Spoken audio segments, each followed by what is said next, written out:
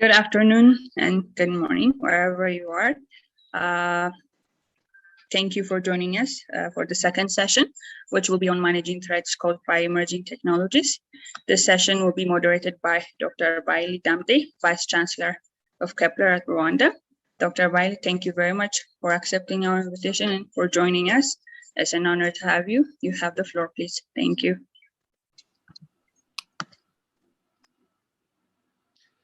Thank you very much, Rubiat. Hello, everyone, and welcome to this session to Managing Threat Caused by Emerging Technologies. I am pleased to be the moderator of this session. Emerging technology have brought major changes to national security. On one hand, this technology provides unprecedented efficiency and precision in conflict prevention, peace operation, peace building by eliminating space and time boundaries. They have also posed a threat to national security, as they can also be used for destabilizing national security by mobilizing millions through fake news and information, for example.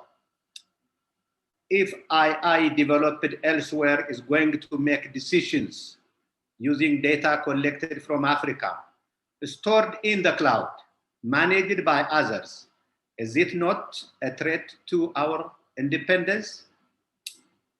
Ladies and gentlemen, before we dive into our discussion today, I invite to make the presentation much more interactive. I invite distinguished panelists to briefly introduce themselves. So let's start from Julian. Please, Julian, let's see you and introduce yourself briefly. Thank you. Thank you, Bailey. Everyone, hello from Germany at this point in time. Thank you for the kind invitation, Rubiat. I'm very pleased to be on this panel. I am a specialist on Arab countries, North African countries, and my background is I'm an economist. So my studies have always focused on innovation, on technology, on economic and human development by innovation, by entrepreneurship. So I think my point of view will be slightly adding and complementary to what we've already heard this morning, where I directly line into, and yet also add possibly some new features, since the speech will be more on North African countries that I'm most familiar with. Okay, welcome, and looking forward to that. Thank you. Nathaniel, please. Good afternoon or good morning, everyone. My name is Nate Allen. I'm an assistant professor of security studies at the Africa Center for Strategic Studies. We are a U.S. Department of Defense think tank located in Washington, D.C. And I'm the Africa Center's faculty lead on emerging technology and cyber issues. I'm a scholar of civil military relations, cybersecurity, and irregular warfare in Africa. And it's an honor to be with you today to talk about some of the challenges in managing the threats posed by emerging technology across Africa. I'm really looking forward to the conversation. Thank you. Welcome. Zaman Zima, please.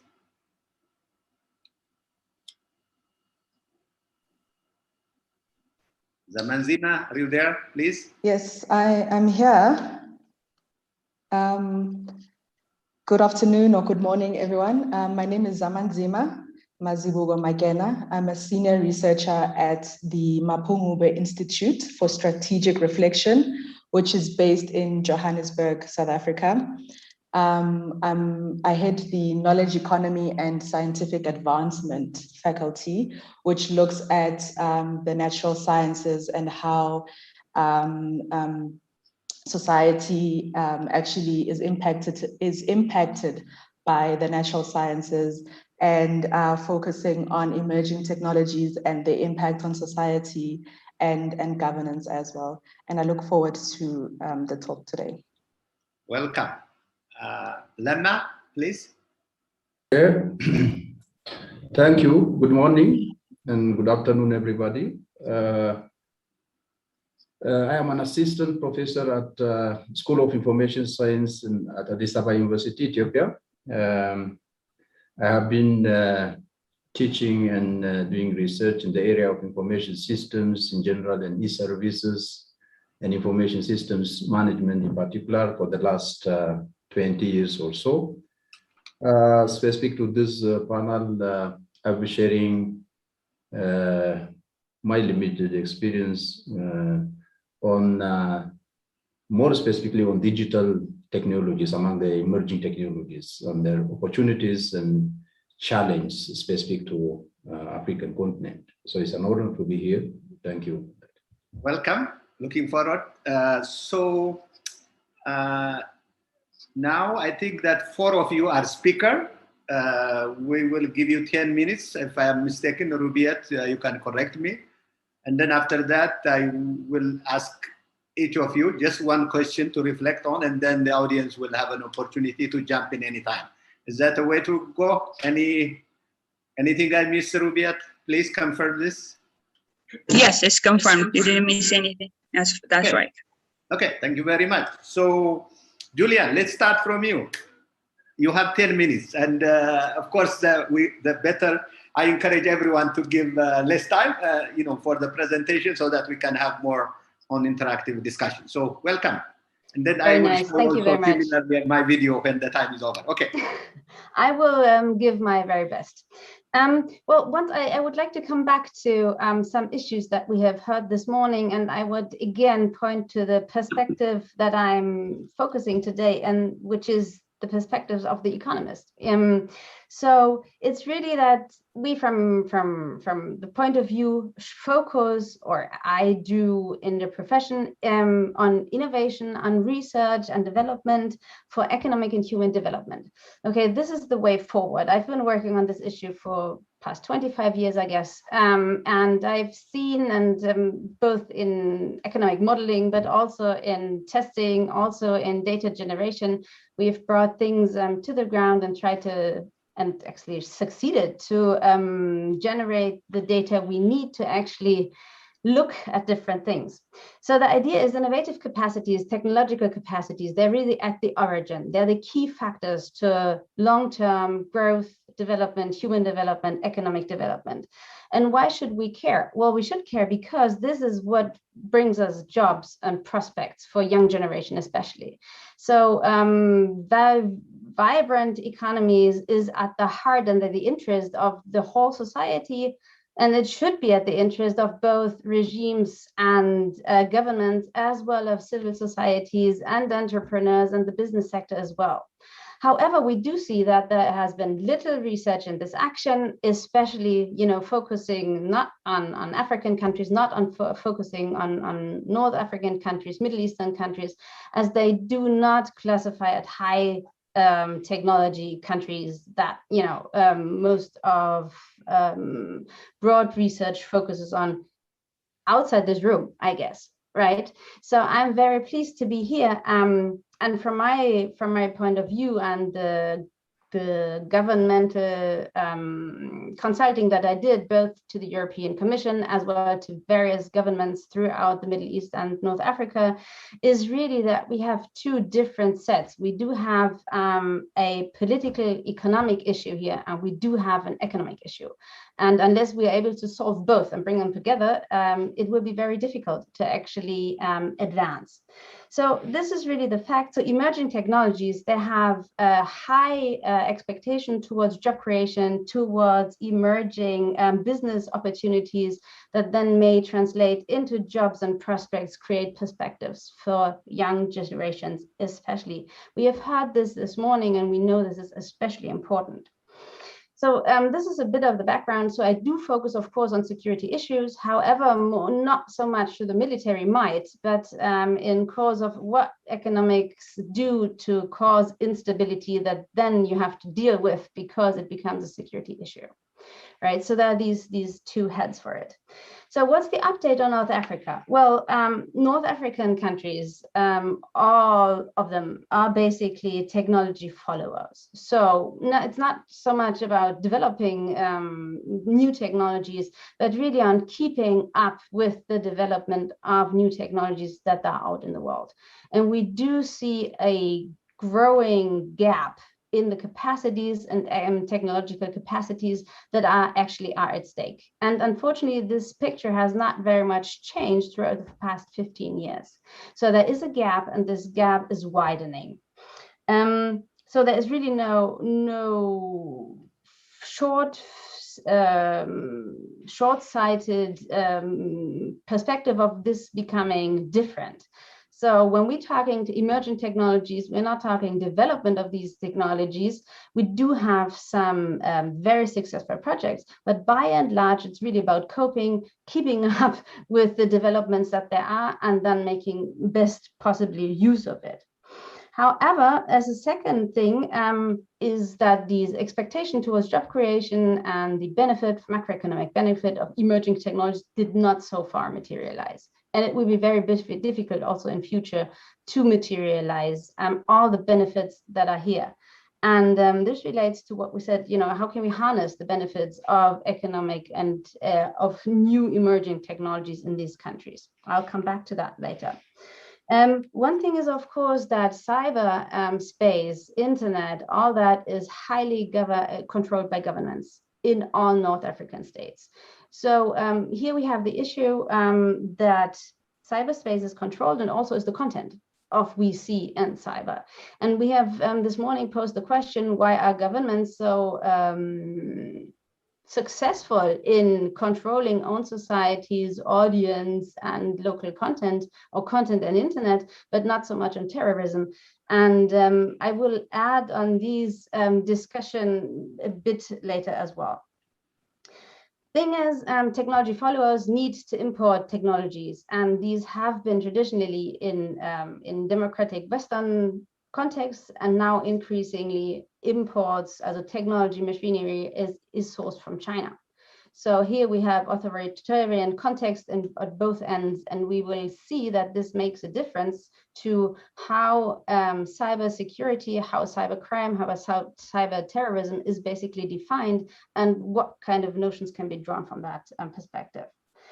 North Africa is a small part of Africa. It's only the top north part. However, it's a hub between Europe on the one side, between the southern part of Africa on the other side, and into the Middle East. So whatever causes instability, insecurity in this region, to all the kinds of insecurities and instabilities that we already know, poses a direct risk to the whole region and beyond. So I do think it is critical also to look at these countries, and they do share many of the issues we have heard this morning, and maybe exemplify some of the developments as well that we heard as showcases this morning. Yeah, so this is basically the four things. Technology followers, the promise of emerging technologies has not yet materialized. It's government controlled and highly dependent on imports. So if we now come to the discussion today, so the second panel is really about managing threats caused by emerging technologies. And here's the question, what is a threat? So far, we have talked about harnessing the benefits of emerging technologies, and we heard as well that how vast these emerging technologies are. We had different questions this morning emphasizing what exactly are we talking about. And when we're talking emerging technologies, we're talking a broad range, from blockchain and quantum computing to simple app applications on your mobile phones, to bots and big data generation. So it is really all that is emerging. However, we need to define, when we're talking measures and we're talking recommendations, very precisely at what end we are actually tackling the idea right now. So emerging technologies are vast, that's for sure. And we know also for sure that the heterogeneity of our countries, so if we're looking into African countries, they are very heterogeneous as well with respect to technological capacities, technological readiness, mastering of technology, and the control of cyberspace and internet. And yet we have also, again, heard this morning, but worked out in different points in the local debate, is that even within societies, we have a very large gap between those savvy and well-equipped and those uninformed, uneducated, with no or very little access to actually the tools that we need to use emerging technologies. So this is something that we need to keep in mind. Large parts profited from the decentralizing aspect of emerging economies or emerging technologies. And this, of course, may be part of the answer. Why are countries so successful in controlling content, local content or user-generated content of internet and their own societies, but not in terrorism? Because, and here's the link to what is a threat of emerging technologies. A threat, we do need capacities, we do need education, we do need competence and skills, but we also need the political will to actually foster these elements. And what we see, and here, of course, I'm mainly speaking for the North African countries, is that we by and large see a dilemma that all the regimes that are highly authoritarian, or at least authoritarian, well away from democratic features, is that they perceive technological readiness, internet skills, the mastering of emerging technologies as both benefit and threat. Because of duty, on the one side, it is perceived that yes, this may create jobs, it will help to actually increase the capacities of states and regimes to actually control and be better prepared for cyber terrorism, cyber crime. On the other hand, of course, this will enable local societies, civil societies, to also, be better prepared to express dissent, local opposition, all these kind of things. So it is really a dilemma that these governments are in, and this may be part of the explanation why there is so little or so sluggish progress. However, this, of course, is devastating to the economies of these countries, as we see. And Julian, your time is up. So what to do, really? And I see, Bailey, you are already hinting at me that my time is over. Is that it? Is that I read your face correctly then? Yes, thank you. If you could summarize it. Yeah, we have 1 hour. Oh, no, I don't. Maybe not. 1 minute extra, actually. 1 minute extra. Okay, thank you very much. I will spare my take-home message then to after the discussion. So I will spare 1 minute here. But I think these are really, the big lines. So we have talked this morning about manipulation, about the possibility to disinform people. And to me and some of my colleagues, it's really, so where's the threat? And the threat is not so much in military might or cyber attacks that would come from these countries, but is really the ambiguous use of these emerging technologies against own populations. And that makes it very difficult in terms of where does legal opposition start, and where does it all of a sudden become terrorist regime threatening activities. And this is so here come so many different aspects together that I think we will probably need more than this this panel, but it may be a start. And I'm really looking forward to also interaction beyond this panel, because I do think bringing North African studies, African studies, and also beyond together on these topics will be very fruitful and should be a start. So therefore, thank you for the invitation today. Thank you very much, Julian. That was really, I think that you kind of grounded us a bit to a context, taking North African countries and also trying to give us a kind of operational definition of what is a threat. What are we what do we mean? What is a threat? I will come back to you on that. So let's move on. So Nathaniel. Great, thank you very, very much. So I'm going to talk briefly about three major challenges I think African leaders face in responding to the threats posed by emerging technology, and propose one solution based off of a report I'm currently working on. So I think the first challenge is that there's a lack of awareness, particularly among senior leaders and policymakers, about exactly what the threats from emerging technology are, I think as Julianne mentioned, and a failure really to take them seriously. I mean, especially when you have more tangible physical threats from things like violent conflict and terrorism. And I think this has led to limited, albeit growing adoption of some foundational legislation, policies, and institutional mechanisms to cope with the second and third order consequences of emerging technology across Africa, right? For example, less than half of African nations have a national cybersecurity strategy in place. Less than half of African nations have a computer emergency response team, two kind of foundational cyber policies, and fewer than a dozen countries have both. Also, in addition, I think kind of important to the topic of this forum, Africa is punching way under its weight when it comes to international engagement on issues of emerging technology. The continent could play a potentially decisive role on a lot of these debates, yet we had, I think, comments from 4 African countries on the UN Open-Ended Working Group on Cyber Norms, and 0 African comments to date on some of the 11 guiding principles regarding the lethal autonomous weapons use. Second, in addition to a lack of awareness, I think there is a really failure to consider technology dependence or technology as a strategic disadvantage, or as causing as many problems as it can potentially solve, right? Too often, I think policymakers, scholars, analysts are quick to take the techno-optimistic narrative, right, and cast technology as a solution to, rather than a cause of, political, social, economic, and security challenges, right? We see often how, for example, the adoption of biometrics is seen as a silver bullet to prevent terrorism or election fraud, or how African militaries are increasingly adopting technologies like drones or advanced surveillance equipment to fight terrorists, which might have some pretty negative second, third order consequences on governance. The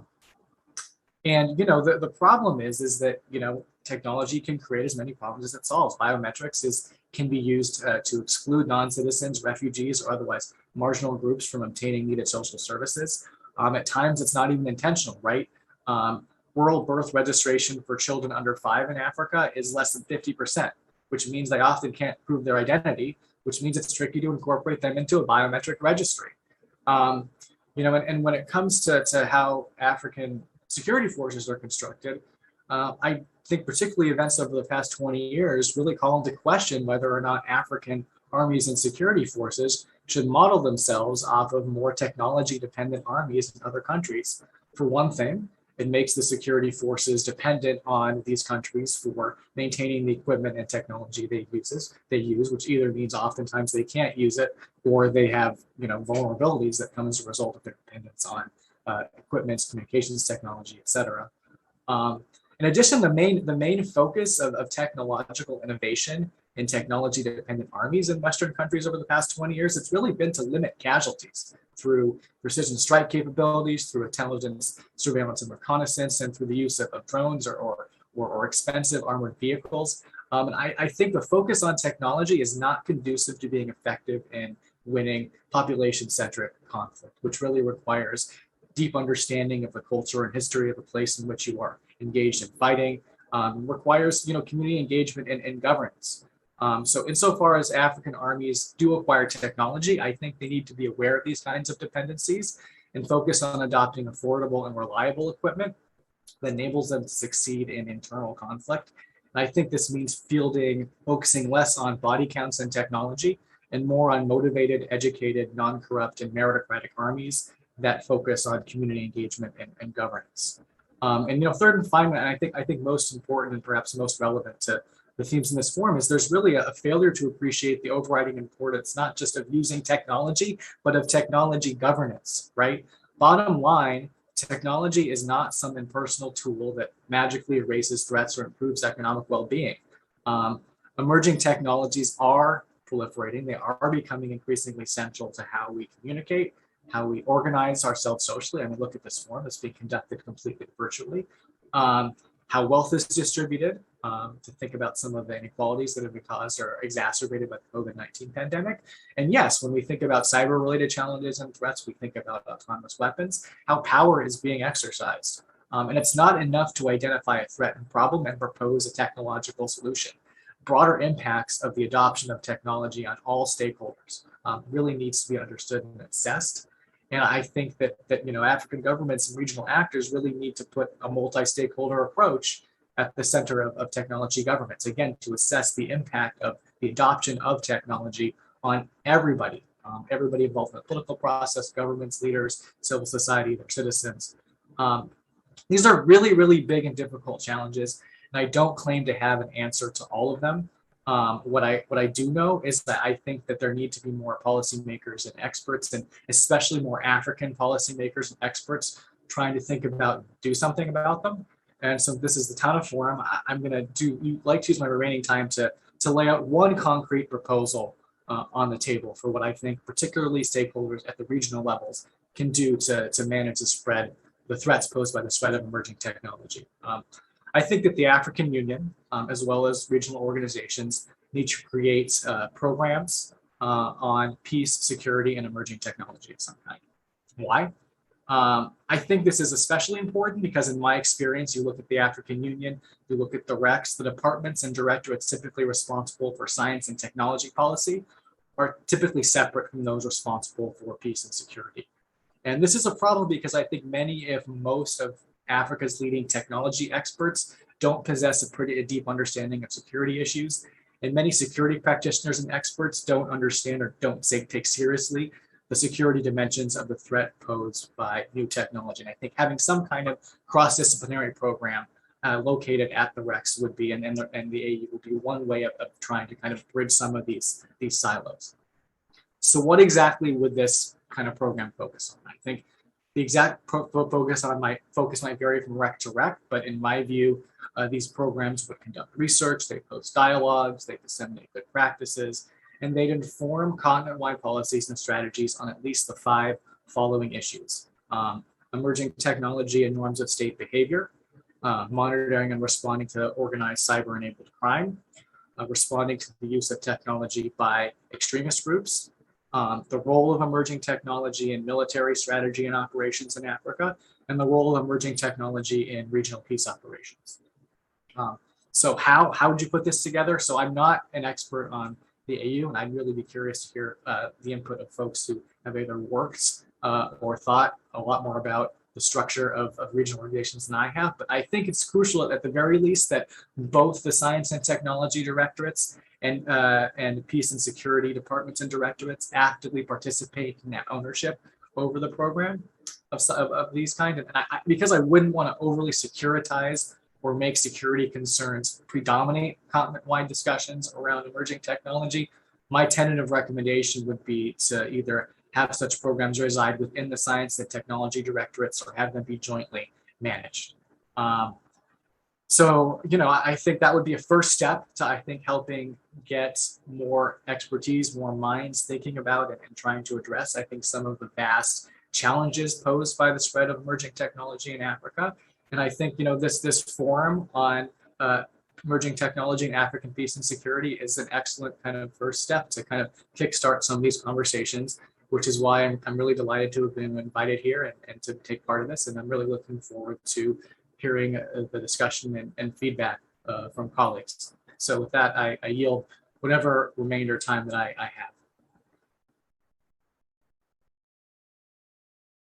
Thank you very much, Alan, for that excellent presentation. I think the 3 points that you mentioned, I will come back to you. What do they mean? And maybe other also could contribute in terms of a little bit unpack them.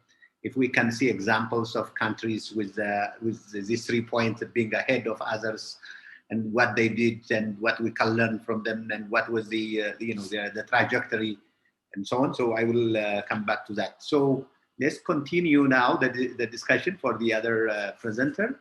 So Lemma, I think it's your turn now to share your thoughts on this topic.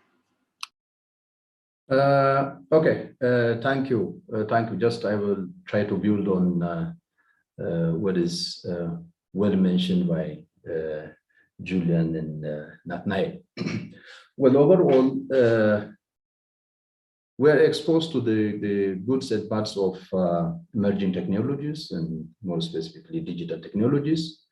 Well, basically, technologies are meant for good or for the betterment of human being, but it's just at the same time being used for bads. I wanted to see this agenda just bringing these three major pillars: emerging technologies, development, and peace and security, as three edges of a triangle. So you cannot see one without just associating it with the other pillar. Well, emerging technologies are basically meant for bringing development, bringing peace and security, and just everything good that human being is looking for. When it comes to the challenge, but I don't want to just focus on the benefits and all the details that are already mentioned, and hopefully I didn't join the morning session. Hopefully that was well discussed in the morning session. But when it comes to the challenge, well, in addition to what is already mentioned, I just start saying that governments, just specifically African governments, are not cyber ready, or they are not in a position to withstand challenges that are coming from the digital technologies or cyberspace in general.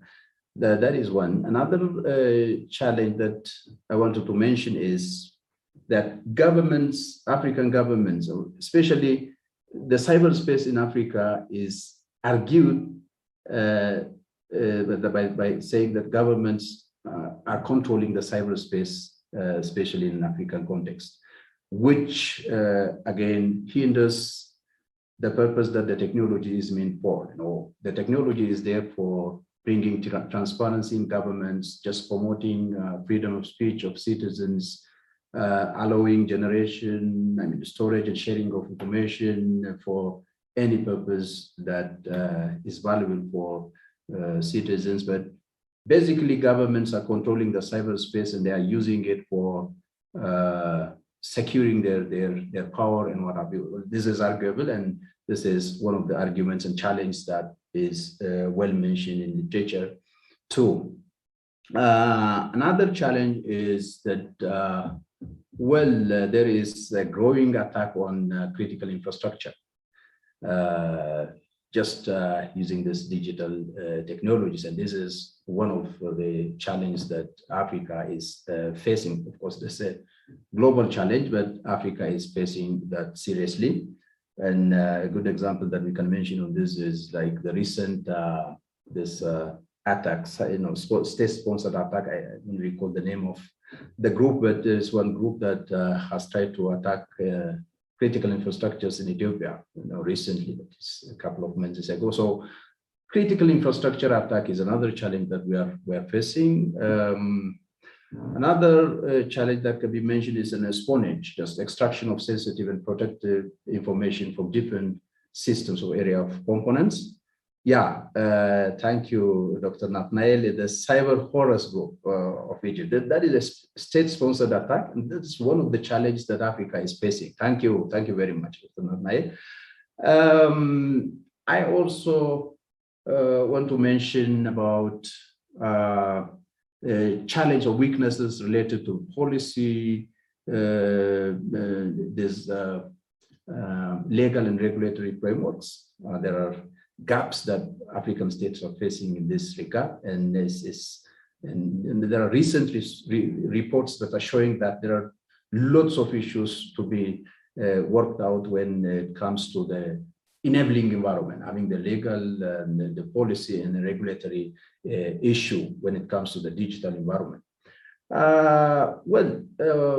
Africa, the continent, and most of the states in Africa are not they don't have a resilient infrastructure and ICT infrastructure also. So we have a lot to work on that. And the capacity issue, that should come at the forefront. Nathaniel was mentioning about capacity development challenge that we're facing. I was reviewing statistics, and recently, for instance, International Telecommunication Union mentioned that, in a recent report mentioned that only 6 African countries are relatively doing a good effort in building cyber capacity.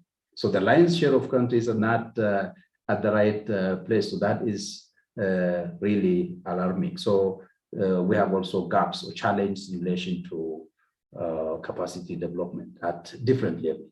Okay. Well, the awareness issue at military leaders level, at political leaders level, and the public at large, due to the nature of the cybersecurity, we need to have a holistic effort, and everybody should be at least cyber ready, and especially the digital literacy issue is also a challenge. The digital divide, which Dr. Julian was also mentioning, is worth noting. And then again, due to the nature of cybersecurity, cyber technology, and due to the nature of the technology in general, unlike the traditional peace and security setup, we need to have multitude of bilateral and multilateral coordination among member states. That is very important, because unlike the traditional security setup, or unlike the traditional thought on peace and security, these days attacks may come from anywhere, anytime. There is no border in the cyberspace. So in the traditional sense, probably you think of protecting yourself from more specifically from the nearby neighbors. So, but these days, we're in a cyberspace where there is no border. So we need to have a paradigm shift in that. Our political leaders and military leaders need to bring a shift in mindset, and they have to think that way. An effort that is exerted by an individual country may not bring significant difference. It should be a holistic and a coordinated effort, and we need to have a harmonized policies and regulations and things of this sort. So overall, the efforts that African countries are doing to withstand this challenge is not at its expected level. So they have to have a long way to go. And they just, the solution at high level, I can say that they have to work on these key issues that I have mentioned, the legal issues, the technical readiness, and having a resilient infrastructure issue, the capacity building, which is very important, and even in institutional organizational readiness issues, and the cooperation and coordination issues should be well addressed. And this is what I can briefly say about, just to add on what is already mentioned. Thank you. Thank you very much, Lamma. I think that you brought a broad perspective of the subject. So I will come back to you in some specific aspect of this. Zaman Zima, please, the floor is yours.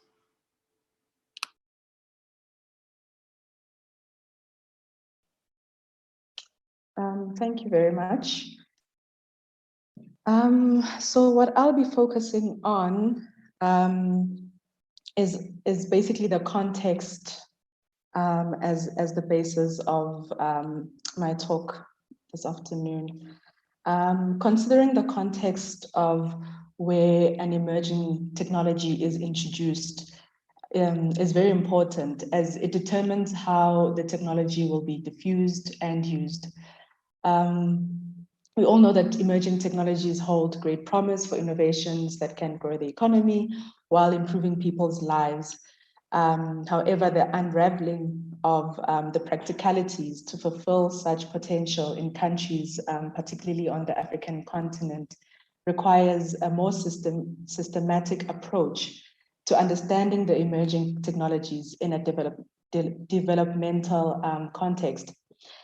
So the country's capabilities to develop, diffuse, and use innovations are shaped by a range of historical, cultural, social, political, and economic factors.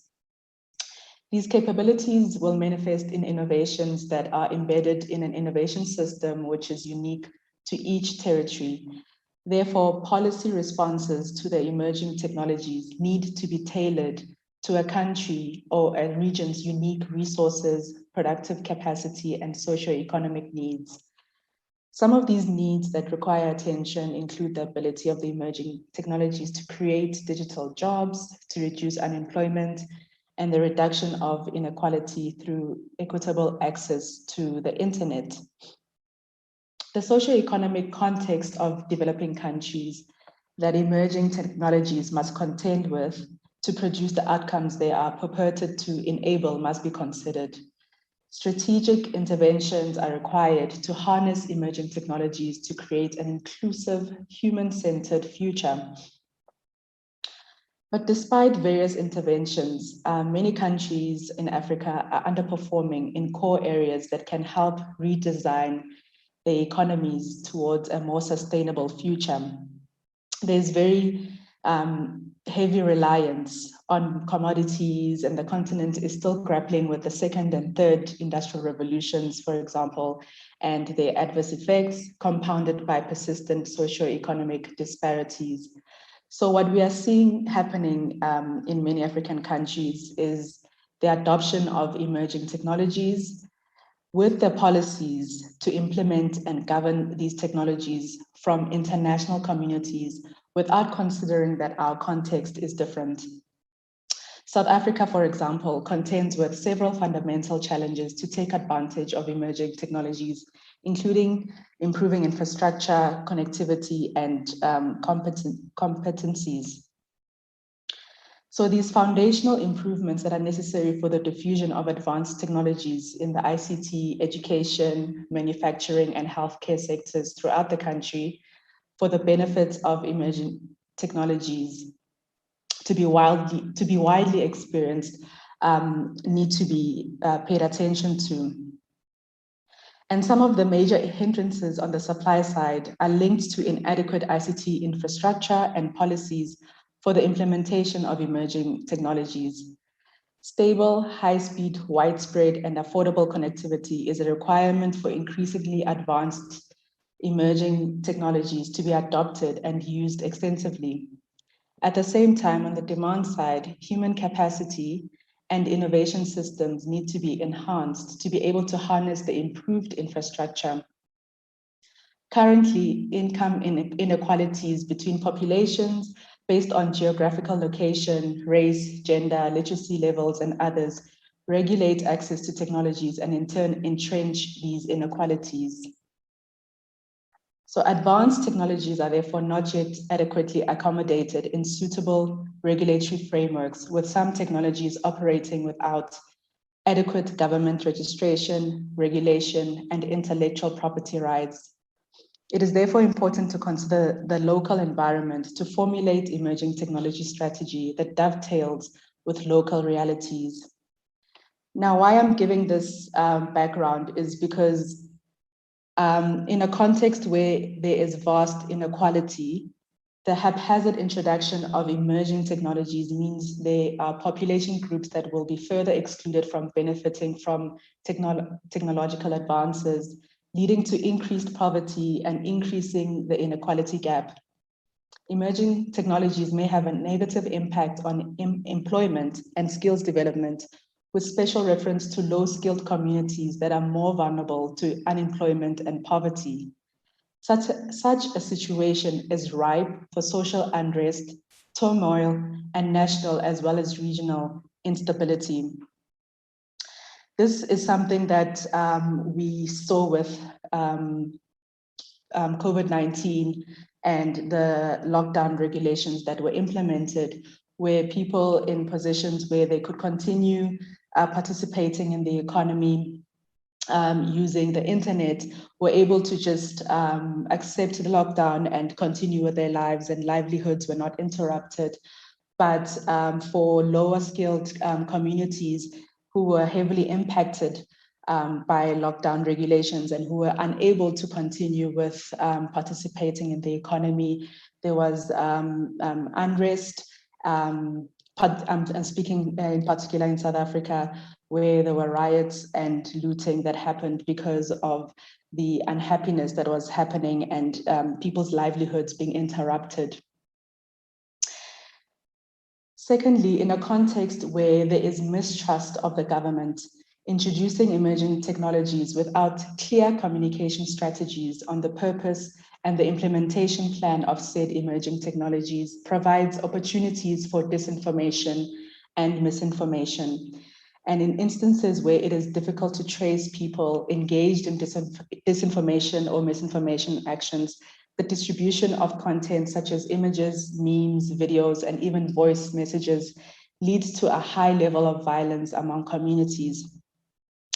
And we also saw with the destruction of 5G towers in South Africa when people were convinced that they were responsible for spreading COVID-19. And this message was spread through WhatsApp messages and other social media platforms. And this is easier to do in uninformed and uneducated societies, which we find in many African countries.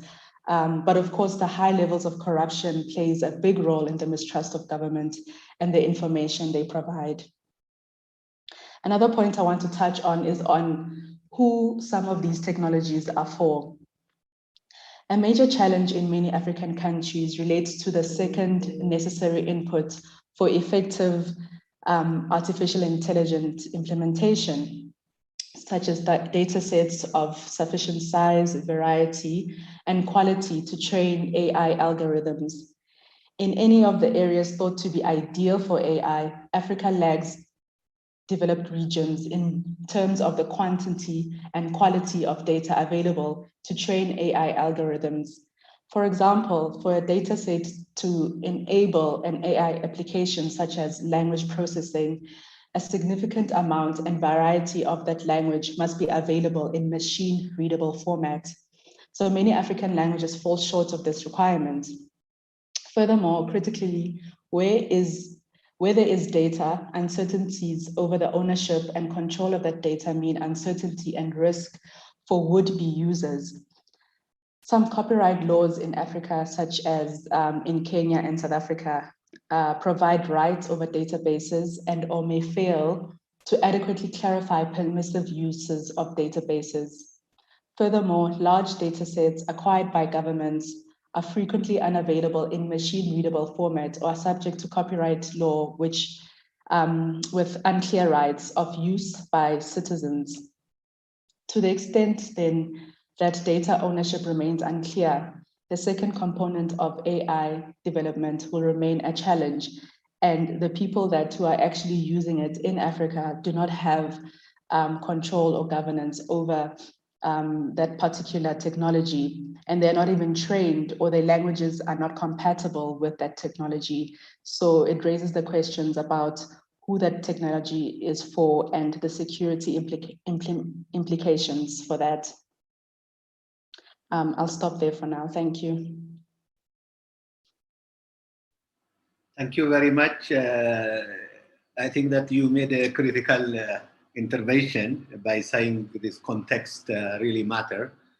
Now I want to come back to some few questions for all of you, and then we really ask the participant to also jump in and ask the question. So let me start with Julian.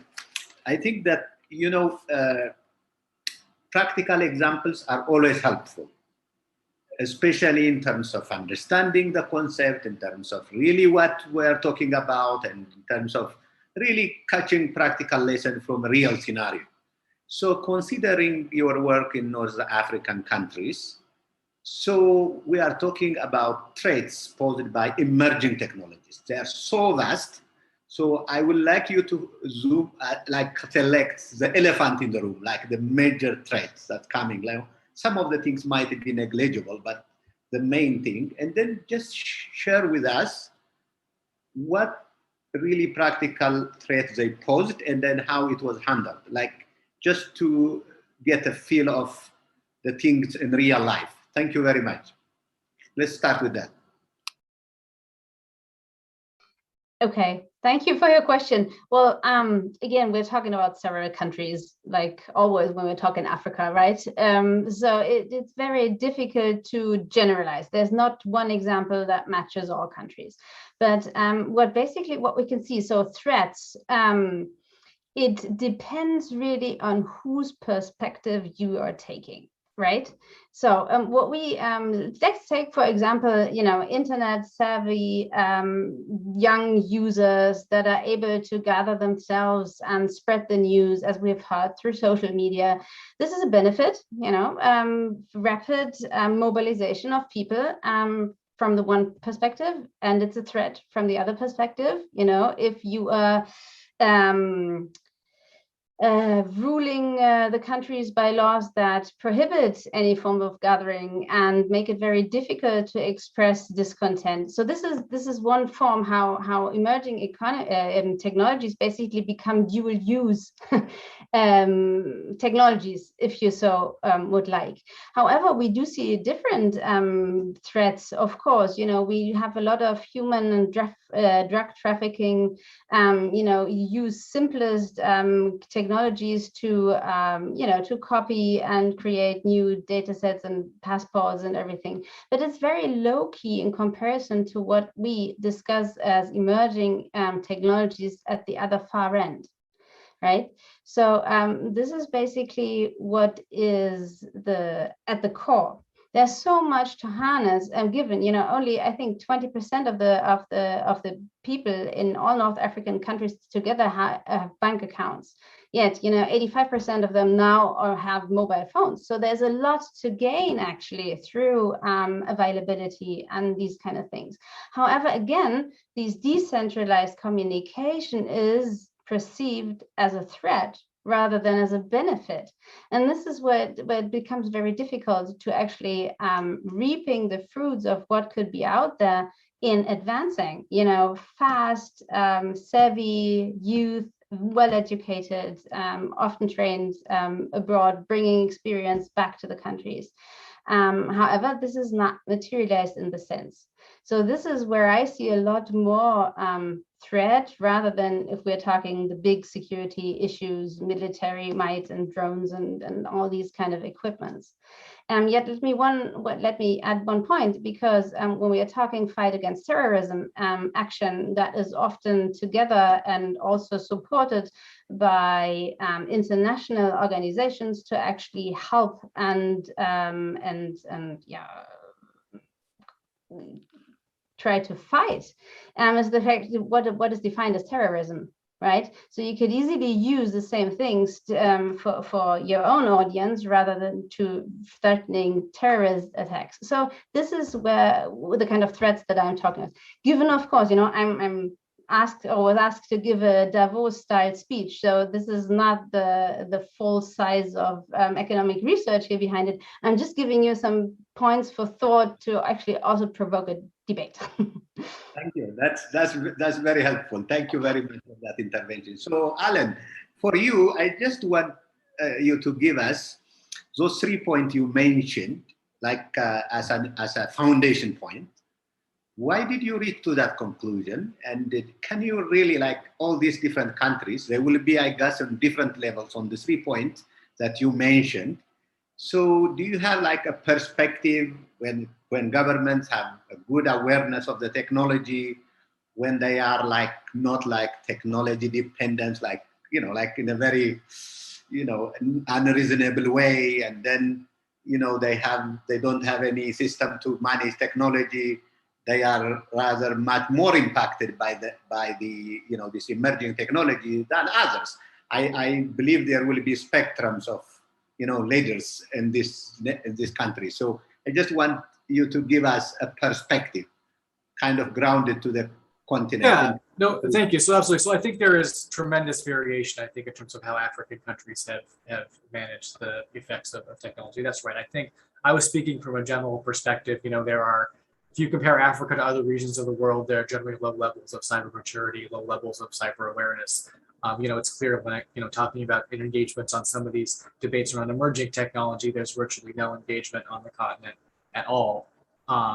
Nevertheless, right, you have, I think, 7 countries in the Information Technology Union's top 50 most cybersecurity committed, and 8, I think, if you include Kenya as 51. So there are definitely African countries that are kind of at the leading edge of technology adoption and innovation. There are certain centers of innovation in Africa. Africa is the region of the world that has, I think, a country in North Africa has adopted mobile money the quickest. We had, for example, speaking to Julianne's talking about the threats, we had a speaker at an event I read from Cote d'Ivoire who talked about, because of the adoption of mobile money, basically all fraud is now, and theft is now entirely an online undertaking. There are no more, he literally said the words, I can't remember the last time there was a physical bank robbery in Cote d'Ivoire, because mobile money accounts now outnumber, brick and mortar bank accounts like 5 or 6 to 1. So you're right, it definitely varies by country and region. And I think to some degree, the threats follow the adoption of the technology, because, and I think this gets to my earlier point, like technology is a tool. It can be used both by good actors and bad actors, right? So, one example of this is broadband internet penetration, right? Which I think it's like something like 25% of Africans have access to broadband. Or even to think of like being vulnerable to cyber attacks, or you need to have broadband internet connection. That's usually how malware inserts itself, right? So for 75% of the country, at least if you're not of the continent, at least if you're not talking about some of the threats to like critical infrastructure, for example, it's impossible to hack them, right? So you're right that there's a tremendous amount of variation. Thank you very much for that insight. I think that will give us a perspective to explore more on those practical examples. So thank you for the intervention. So I think for Lemma, it would be good if you give us some kind of, you really give us a whole landscape about this emerging technology and the like. So in terms of these technologies being the driver of job, Julian was mentioning they could be a driver of job for a new generation, and then productivity and the like. So within Africa countries, do you see a difference?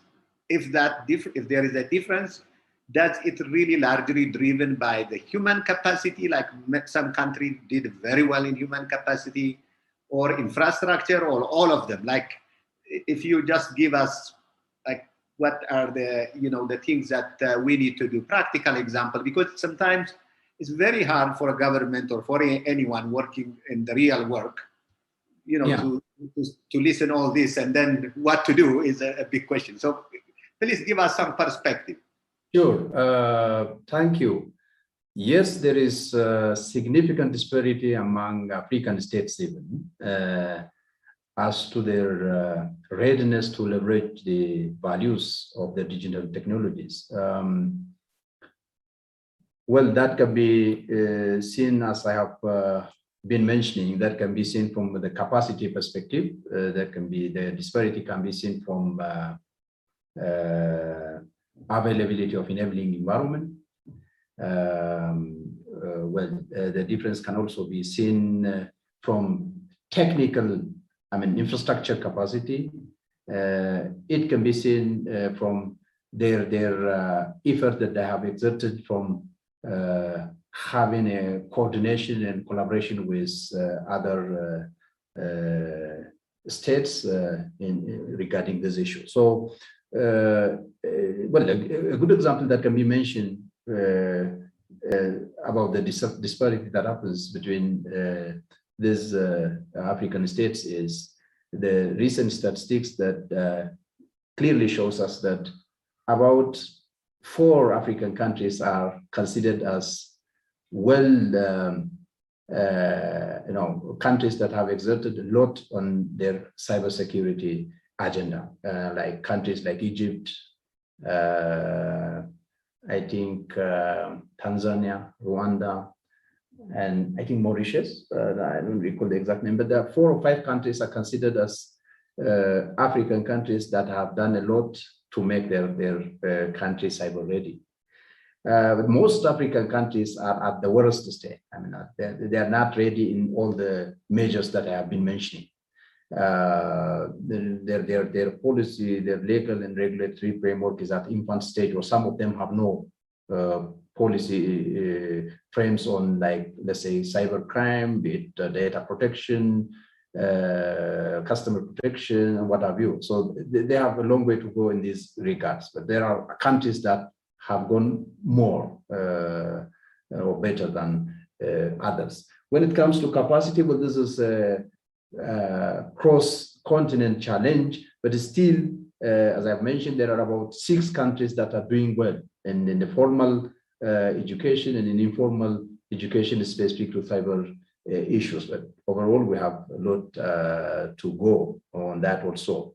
Well, due to the nature of the technology, once again, the situation requires coordination among member states, and some of the few of African countries are doing a lot in this. Even their visibility in the world is also better than some developed contexts, like countries like Egypt are at the forefront in this regard. But there are a lot of other countries, including Ethiopia, like we have a lot to go.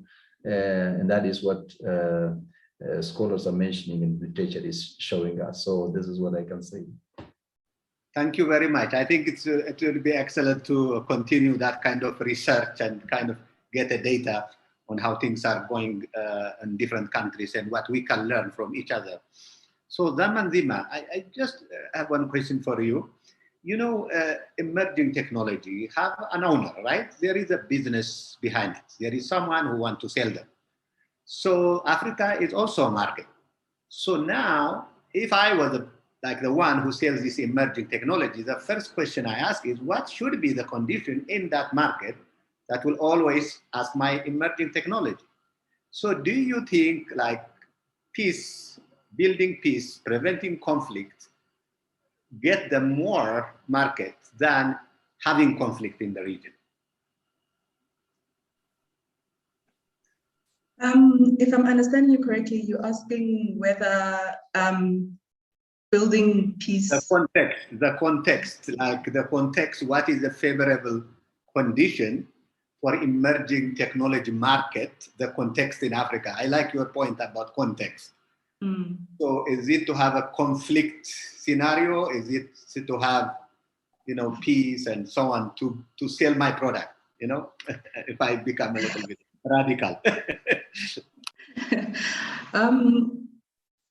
Well, I think that conflict,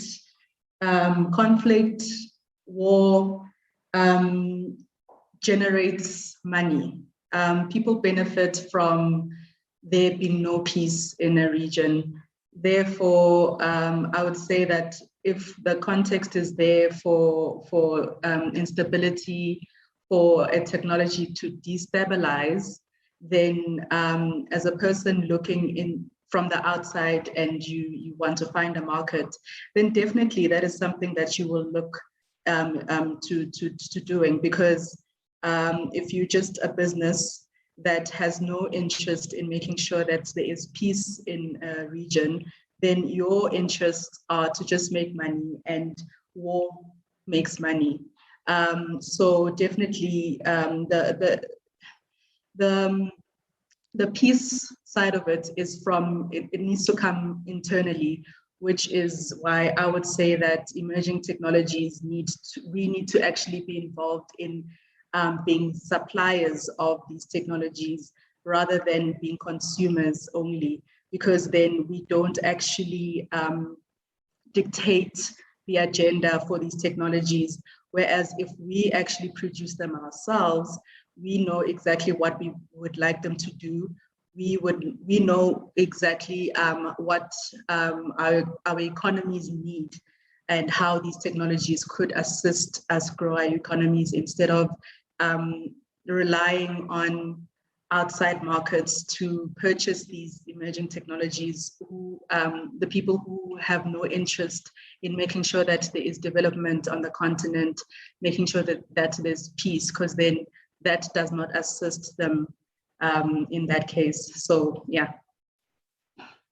Thank you very much. I think now for the participant, please direct your question, mention the name of the panelist who you want to direct your question, and then please you can unmute yourself and ask the question, please.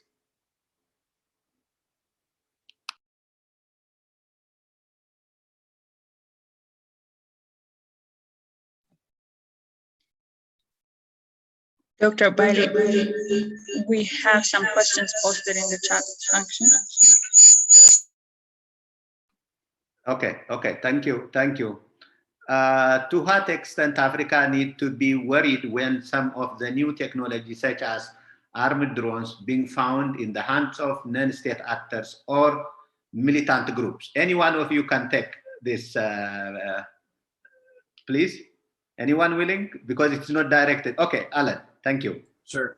So I think for now, because there really isn't in Africa a ton of evidence of the use, at least of armed drones by non-state militant actors. That might change as commercial drone technology becomes more widely available. You might see the weaponization of armed drones like you've seen in conflict zones like Syria. I'd say for now, though, the effect that we're seeing drones have, at least in the hands of non-state actors, they're probably not even as significant as like improvised explosive devices have been. Because typically the ones that militants use, which are called commercial off-the-shelf drones, they tend to be small drones. Sure, you could potentially use them to drop bombs, you could use them for surveillance, but their payload is relatively limited compared to larger explosive devices or compared to what you're able to do with more sophisticated drones that are typically used by state-sponsored actors, right? So there's, I think, a common misperception that it's possible to do a ton of damage with these sort of small commercial off-the-shelf drones, which, at least with the current technology, and again, that could change as technology continues to advance, isn't entirely the case. The most sophisticated drones, like the MQ Reaper or whatever, are manufactured by states. They usually require a team to kind of operate, and they resemble traditional aircraft. There are some mid-grade drones that are kind of in middling level of sophistication, but I don't see those necessarily being used or adopted by non-state actors in Africa anytime soon. That'd be my response to that question. Thank you, Alan. Any other question? I don't see also the chat box. You can type also in the chat box if you prefer.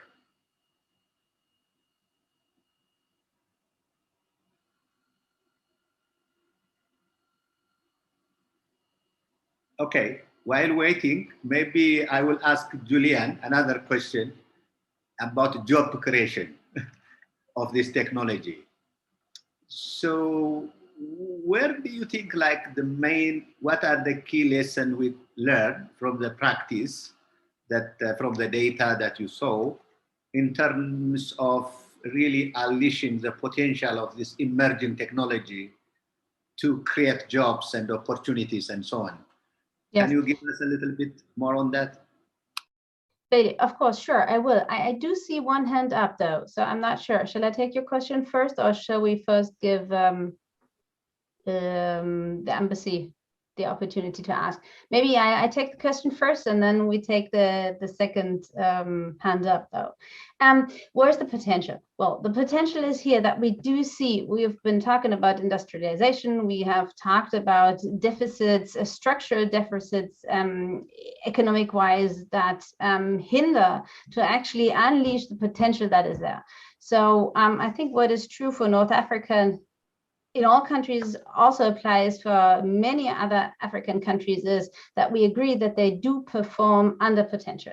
So there is more to get, actually. So the question is, why are these economies so slow, and why can they not, transform all the potential that there is in terms of education, in terms of youth, in terms of great ideas, innovative potential, into economic growth, economic development that is mass-based, so that will give the huge parts of the societies a part of the share, right?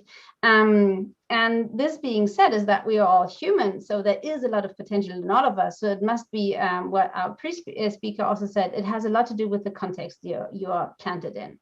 And in this kind of like difficult context, these emerging economies, they're emerging technologies in emerging economies, they do offer many other job opportunities that have not been there before. I mean, take all the software development, take all the engineering, take all the virtual jobs that all of a sudden you'll be able to do services from whatever part of the world as we see it today that are not bound to where you physically are. So if you use these technologies in a way to expand your share, to attract businesses that are able to cope and able to compete around the world, this is something that is especially new, and it comes on top of the opportunities that there were, so to speak, before. However, this requires literacy, savvy, mastering of the technologies that are out there. And this is, I think, where I see a lot of in fintechs, in all kind of services. This is a big potential, especially for North African countries. As said, there is in close distance to many other countries. Plus, if we are talking here in English, but as large of a part in Africa speaks French. So there is a barrier, but these people, they're trilingual, they are speaking back and forth, and this is a lot of potential that that should be mastered. So we do have many different, as I say, so far low-tech involvements using digital economy concept that not necessarily need to be high-tech, high-end and high technology. And this is where you get mass out of it, but it has not been able to actually reap these fruits due to the lack of technological capacities. This is one point, and the second point is, of course, that due to internet and close connection of the world, we'll be able to actually use the knowledge that is out there back and forth.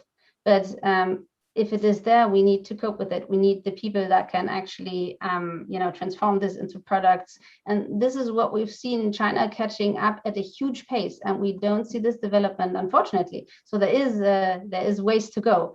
And again, my plaidoyer is really that it has a lot to do with, the political will to actually accept the benefits.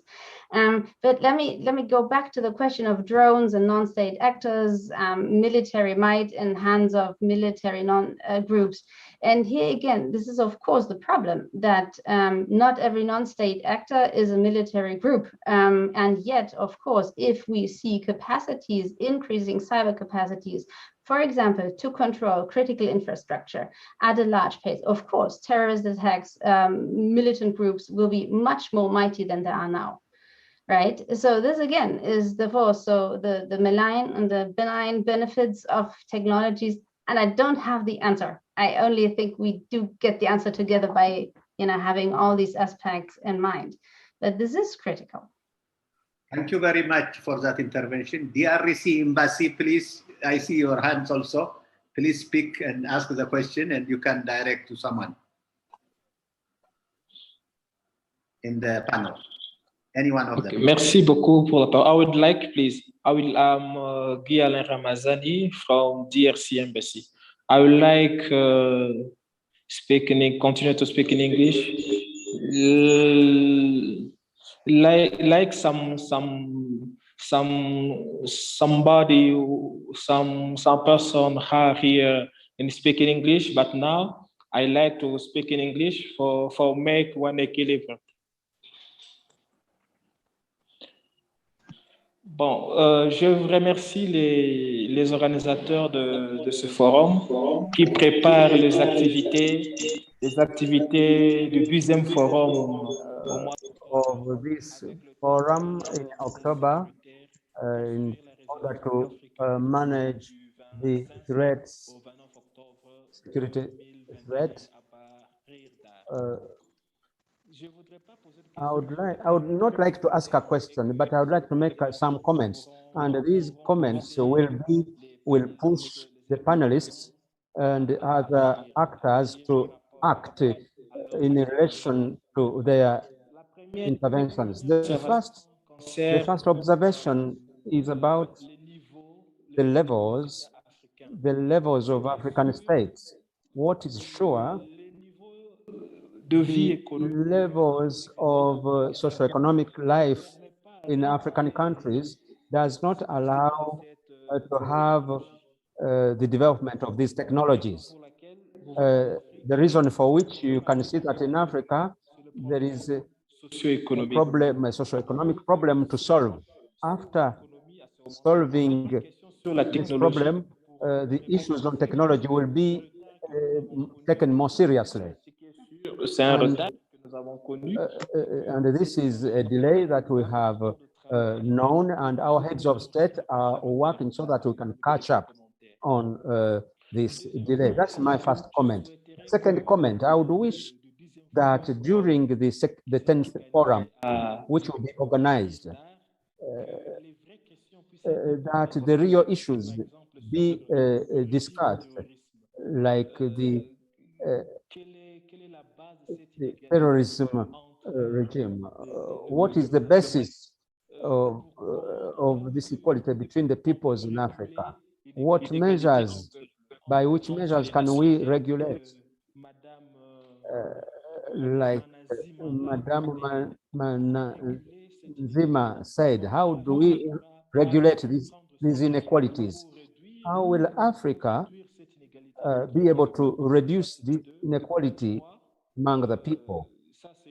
That's two. The third is a proposal. I would like that during the 10th forum of Tana, that we develop a reflection on how Africa can produce its own technologies. How can Africa as a continent produce technology by itself for the well-being of the African people? That's how we'll be able to achieve the objectives of the Agenda 2063, to have an Africa where there is progress, an Africa where there is development, where there is peace, where we can live without any barriers, so that the new generations can benefit from the advantage. And lastly, I would like, how do you sensitize the youth?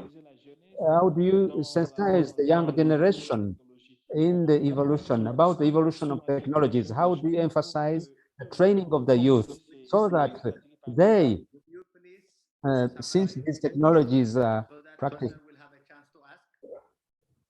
Sorry.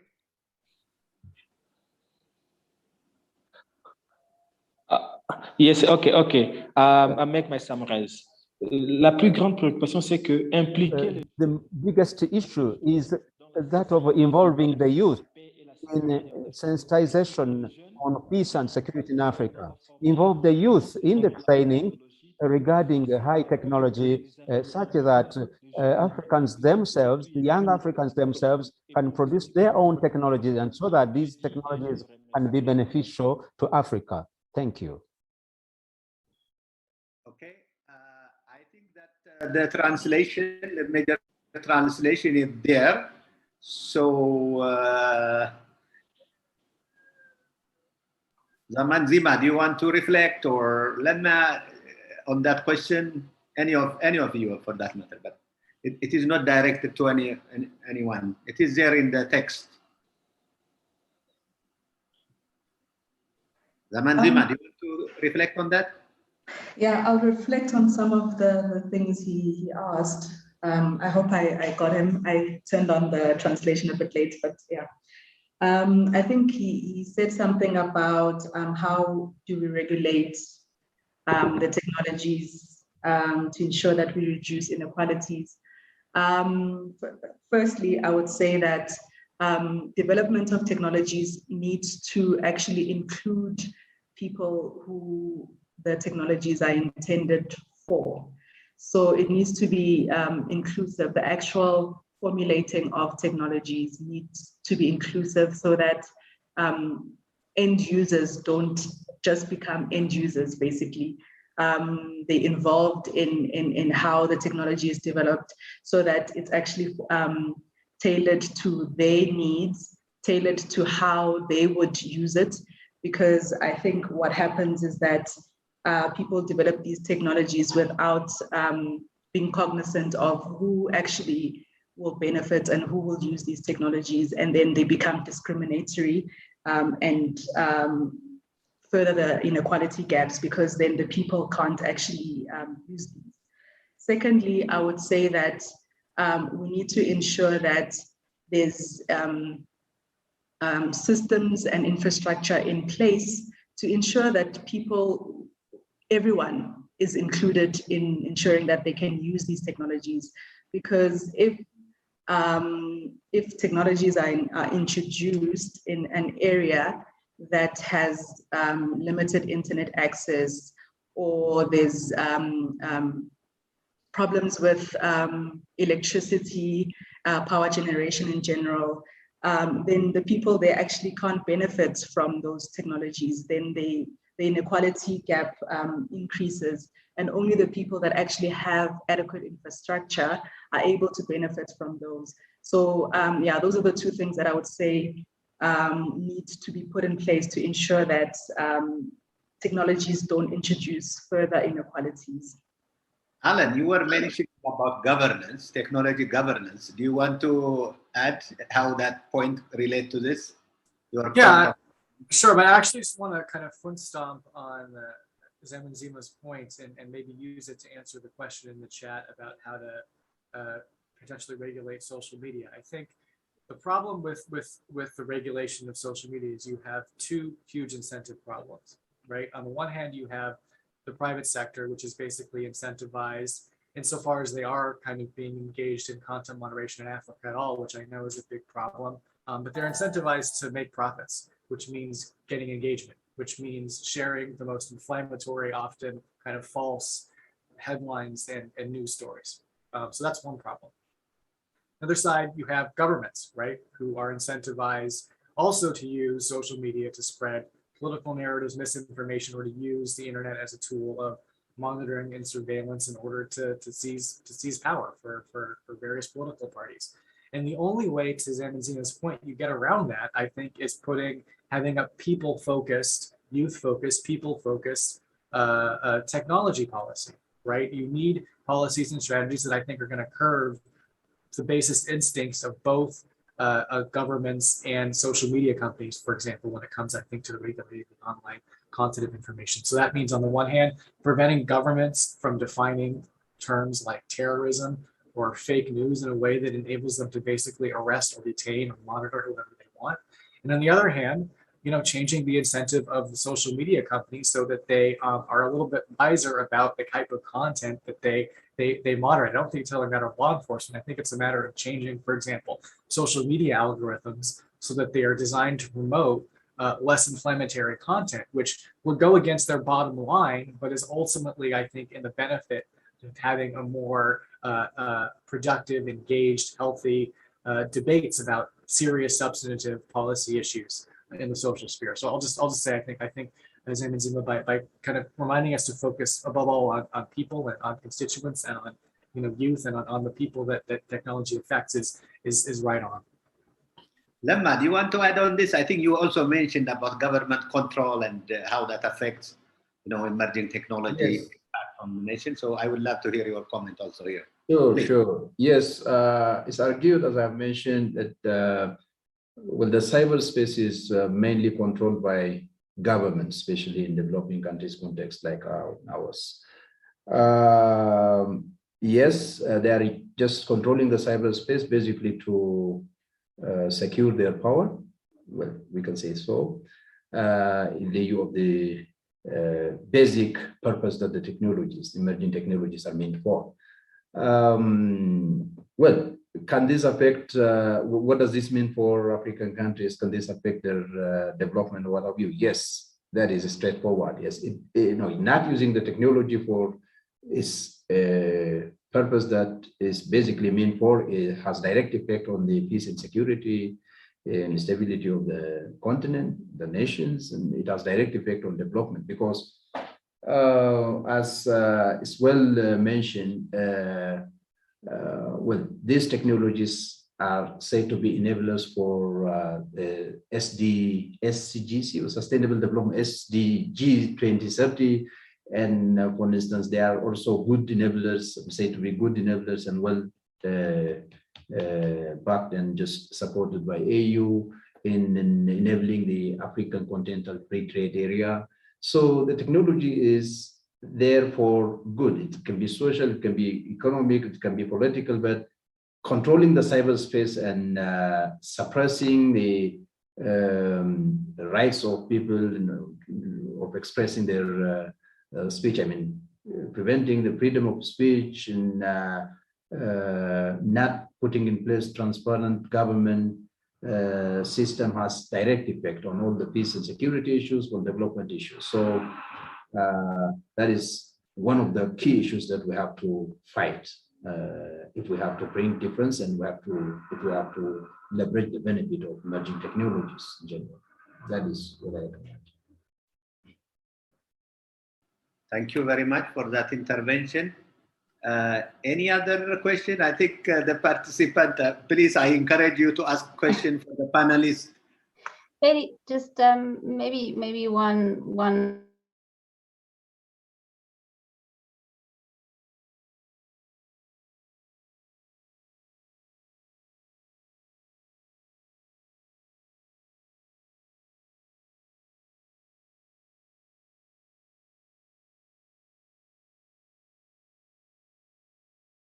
Impact, but it's an actually question: how does it directly affect human rights? And it does, as it does have an impact on national security.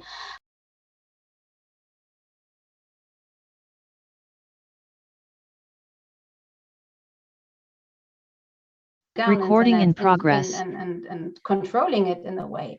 Because what is happening, that you were, what Nathaniel said, you are hindering the private sector, of course, they cannot do their business, they cannot get and reach people out on the one side. But what you also see is that people get even more frustrated with, what their actual life is in the country they are concerned with and they care about. So this is a double-edged sword, really. Human rights, and we do see that also internet is used by, if you lock it down, you trace them back, the IP addresses, and you use these people and content that is actually not pleased by policymakers. They face real repression. I mean, physically, it's not something that is out in the cyber, but it comes directly back to real life. And this again brings me back to our DRC embassy and his questions about, should we develop our own technologies? Should we not depend on African developed technologies? And I clearly say, no, you should not. Why should you reinvent the wheel?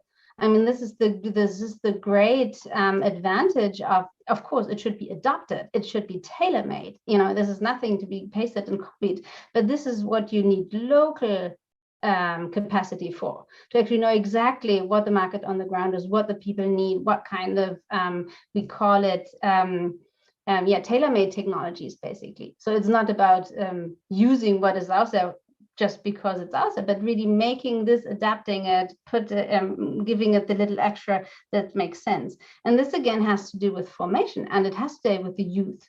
I mean, some earlier in the panel, we mentioned that we have a very young population and very old leadership. This is something where the gap may be widening because people tend to take too long until they understand how relevant these technologies really are in day-to-day life. So this is something about education, and I don't know at what point, Bailey, it will be time to give our take-home message, because this will definitely be part of it, how to actually get the idea, get on top of what is out there. Yeah, in 2 minutes, when we start 35, we are going up to 45. So just to reflect on this, I think that, for audience and for the embassy question, when a country has a regulation, how information is flowing. And then when the country is affected by fake news and fake information and so on, obviously something has to be done. So how that is regulated, like some countries have a very good example of, like, if you have a follower more than 5,000, you follow like a similar news agency, because if you have 5,000 people following you every day, then you need to be evaluated based on some requirement. So I think this is a very debatable issue, and there's very interesting, from the perspective of, we can see it in two ways. One, maybe we can see it also, government is trying to grapple to create peace and stability. On the other hand, we can interpret it as a control. So where is the balance? It's a very tricky scenario. So if there is no question, I think we have 1 minute for a participant to ask a question. Otherwise, I will give each of you 2 minutes to say what we need to take home from this discussion. Anyone? I think I don't see anyone. If I miss someone, please help me. I don't see any hand, and also I don't see a question. Okay, so we start from Zaman Zima. We reverse now the direction. So please, Zaman Zima, what should we take from this discussion? In 2 minutes, please. I'll probably take this on that. For me, the take home is we need an educated society in order for us to be able to use emerging technologies wisely, to be able to understand the purpose for these technologies.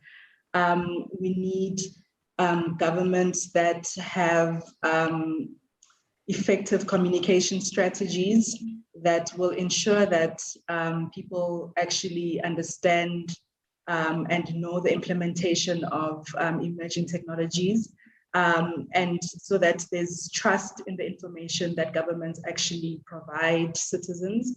And that obviously means that less corruption and just managing how governments actually govern. Thirdly, I would say that we need to be able to have regulations. We need to have regulations in place for these technologies, because, as we know, the regulations lag the actual implementation of technologies. So we need to ensure that we have these regulations in place so that people are not disadvantaged, or that people don't abuse technologies. I think I'll just leave it there.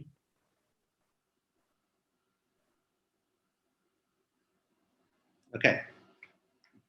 Thank you very much. So Lemna, from you, take home. 2 minutes. Okay, quickly. The first thing that I want to put here is we need to have committed leadership at all levels in all African states. When they have to avail all the resources for this agenda, and they have to put this agenda on their desk and what have you. So they have to be committed, and they have to be on the forefront. This is a serious agenda. Unless we get ready for it, then we'll be in danger. That is a message that I want to post. The second point that I want to mention is, I think, well, in my view, I think we need a kind of a focal point at AU level or what have you, that can look after all this digital emerging technology issues and digital cyber agenda, and that can create a kind of comparable setup in all the member states throughout the continent. We need to have a kind of strong organ that can facilitate this cyber issue, because this is not a one nation issue. This is a cross-border issue. So we need to have that. A working, strong organ. If there is one exists, then it should be further strengthened and should do things in urgency.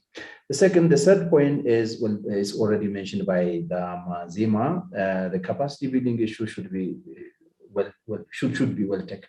cyber issue, the digital emerging issues, and cyber agenda is not an event, it's a process. So you need to have a progressive effort just to capacitate your institutions and the nations and the continent in general.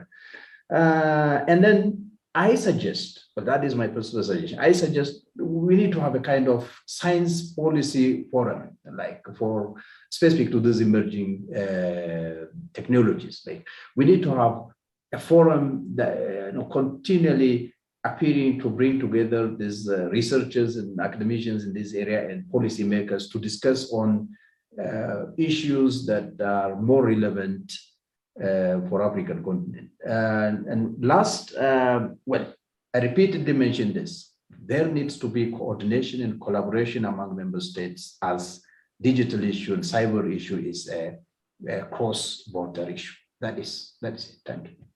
Thank you very much. Alan, from you, the 2 minutes message. Sure, thank you very much. So I think that, one thing that this panel has made clear to me is that while I think the dominant narrative to date in Africa about the role of emerging technology has been one of techno-optimism, we need to do a lot more to understand the threats, and it's increasingly difficult to square this kind of techno-optimistic narrative with reality. Over the past 2 decades, Africa has experienced an unprecedented wave of technological diffusion and innovation. At the same time, coups are coming back into fashion, civil and political liberties are in decline, and from the Sahel to the Horn of Africa, conflict is on the rise. A shortage of vaccines has prevented the continent's leaders from controlling their own destiny in the wake of an unprecedented 100-year pandemic. I think at a minimum, it's fair to say that the spread of new technology has done little to enable African leaders to address some of the continent's core security challenges. And I think less charitably, there's an argument to be made that it's made things worse. What does this mean? I think it means we have to put, as this conversation has highlighted, technology governance at the heart of all our conversations about how African leaders, citizens, and the private sector deal with and implement solutions to technology-centric problems or to political and social problems. I think that one of the things that's highlighted for me is the need not just to kind of look abroad, but to look internally for African examples of success, African examples of policy potentially to be followed. You think about like multi-stakeholder cybersecurity in Ghana, critical infrastructure protection efforts in places like maybe Egypt or Morocco or Rwanda, looking at like maybe cybercrime legislation and that whole debate, how that's unfolding in places like South Africa. I do think there are like significant lessons to be learned that need to be more widely adopted and understood, and just more Africans really thinking about and engaging with how to deal with the security implications of the spread of new technology. I think this forum is an excellent start. So I second Lemma's call for continued discussions and conversations. Thank you. Thank you very much for the intervention. Julian. Well, thank you. I'm honored to be able to start this session and also to end it. So I hope I get all the arguments right. And I would like to, first of all, thank you for active discussion and so many listeners. So the topic seems to be interesting to many more ears than we could provide today. I think we have a couple of recommendations and a couple of conclusions to be drawn from today. One is, of course, directed to policymakers. Don't be short-sighted. Now is the time to really put on glasses, so to speak, because all kinds of short-sightedness. So not to act now with respect to digital economy and cybersecurity is now really to address these issues. Otherwise, it will backfire, and it will not only risk stability, but it will also risk, another economic opportunities. And this being said is, of course, that we lack, and I think we've heard this today at different stakes, that we lack actually information across Africa, exchange on that. So what about capacities? But what about readiness? We know that the standard indicators don't necessarily apply in this context, but we have different means, we have others, but we need to optimally go out and create these data, go out and source this data. And I think this is maybe something where the African Union could step in, because if this is a common theme, that in order to understand, in order to find a solution that fits, it needs to be information-based. And if it's not possible at a local, national level, maybe the union could be the driver or the agent, because I would fully underline what Lemma has said about this dialogue, about bringing the experts together, bringing the different stakeholders together, but also at the terms of where's the state of the art? Where are we, and what is to get from here? And in this sense, I think information plays a big role, but also education. So for us, in educating in universities, in schools, active, put digital issues much more to the forefront of what has been researched and what has been taught, to actually create capacity at a very young age. And finally, well, businesses, we do see these opportunities, but often in the entire African context, we see that these opportunities are being grabbed by international consortia and international investors. And I would, basically encourage all local agents, go for it, try it, be a lot more enthusiastic about it and dare it, because entrepreneurship in this sense can make a difference. Okay, thank you everyone for that message. So I will just say thank you for the participants. Thank you for the panelists for your insightful thoughts and sharing your ideas on this critical topic. And also congratulations for the organizer for taking this timely topic. I think we are looking forward to more conversation on the main panel, on the main forum of TANA.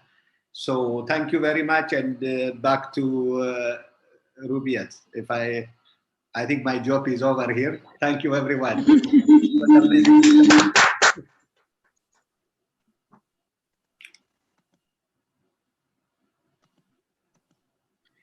Thank you very much, Dr. Bai. Sorry. Thank you very much, Dr. Bailey, for your excellent moderation. We've now come to the end of the second session, and now I invite Ms. Letty Tembolongwe, Interim Director of African Peace and Security Program and Head of TANA Forum, for closing remarks. Thank you. Thank you so much, Rubiat. Good morning, good afternoon, and good evening. Excellencies, speakers and moderators have done a fantastic job in unpacking and summarizing today's Pre-Tana topic. No doubt a new wave of technology is driving rapid global change. Africa has not been spared. We are part of this global tech culture, albeit at a much slower pace. Emerging new technologies in Africa may include anything from the internet to drones, artificial intelligence, robotics, ATMs, mobile phones, videos, electronic data, machine learning and social media, videos, and others, to mention but just a few. In the peace and security sphere, these emerging technologies may provide opportunities to gather timely data on crimes and conflicts and reduce the gap between warning and response. It is therefore safer to say that in more recent times on the continent, this technological change has created new opportunities in the areas of sustainable development, governance, state-society relations, as well as peace and security. At community level, emerging communities offer new opportunities for mapping and managing conflicts, hence enhancing peace-building efforts. If you look at peace support operations, emerging technologies may be useful in facilitating planning, monitoring, observation, pre, during, and post operations. In the health sector that we are currently experiencing, one just need to look at how new technologies have helped many countries to be innovative, manage and cope with the current pandemic to ascertain the importance. However, emerging technologies may also have negative impact, and this we've all experienced.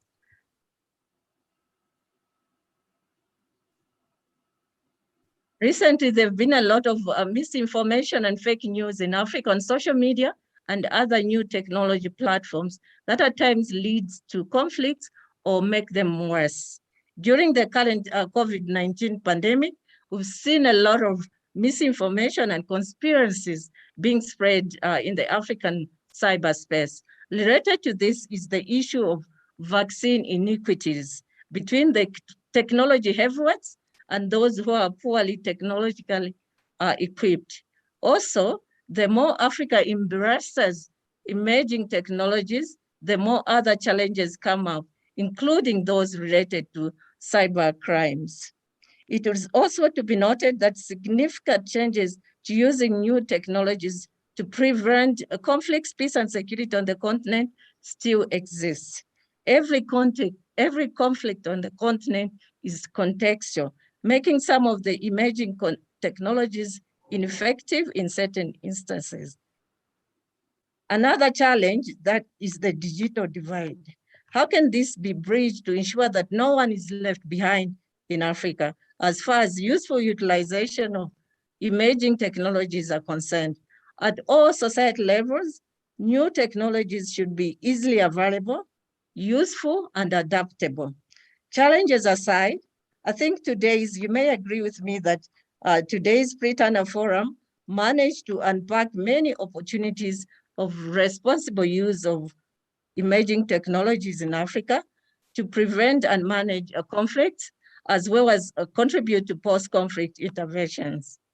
African countries working with the African Union, regional organization, and other development partners need to put people at the center of these new technologies, build on the gains, and find African-led solutions to the identified and new challenges.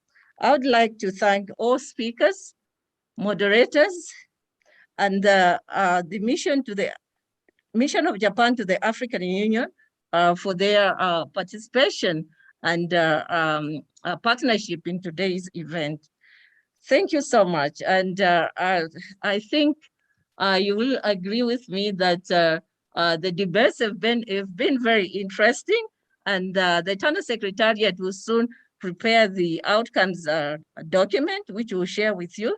And if there are some of the presentations that were done today, please let us know that so that we can share that information with you. I would like just to emphasize that the Tana Forum this year will take place from the 25th to the 28th of November in Bahada, but also it will be online. And we hope to see many of you at the forum where more discussions like today will take place, but also other topical issues that will be tabled. So having said that, we've now come to the end of today's event, and we wish you the best. Have a great afternoon until we see you at the Tana Forum in November. Thank you so much. Thank you.